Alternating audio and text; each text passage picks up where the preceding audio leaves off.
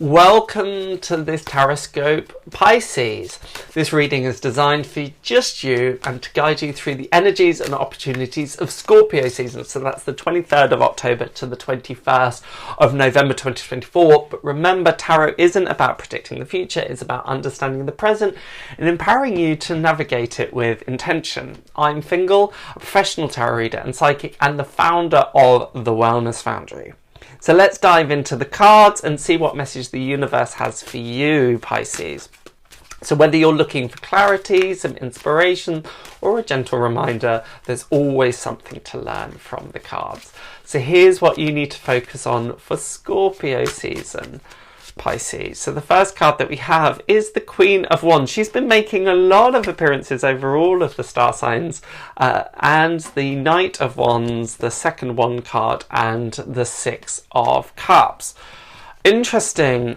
Queen of Wands and Knight of Wands, both, the thing that they have in common is confidence and this go-get-it energy and this, right, I can do it and nothing can stop me and I've got all this self-belief and I'm not going to doubt it, I'm not going to second-guess it, I'm not going to worry where it's going, I'm not going to worry if I'm good enough, I'm not going to worry if, is this what I should be doing or not. So it's a really, really good opportunity for you to cultivate that sense. I would say, if I just had to summarize this reading in a couple of words, it's like, go for it.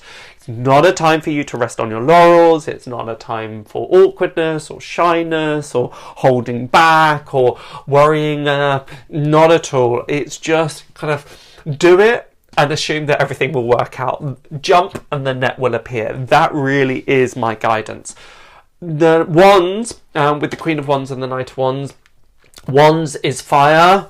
It's interesting because Pisces is obviously water, Scorpio is obviously water, so I don't know what's being stirred up within you to bring this sense of fire. But again, it's like, if you sit back, I feel that it's going to stew. It's going to kind of create unnecessary steam if you put the element of fire and water together. There isn't any propulsion. And that's what's required. So if you don't act upon things, the likelihood is that feelings of jealousy, feelings of inadequacy, feelings of resentment, these feelings of frustration are likely to creep in. So again, it's slightly guarding against idleness. It's guarding against this hesitation. Oh, I shouldn't do that.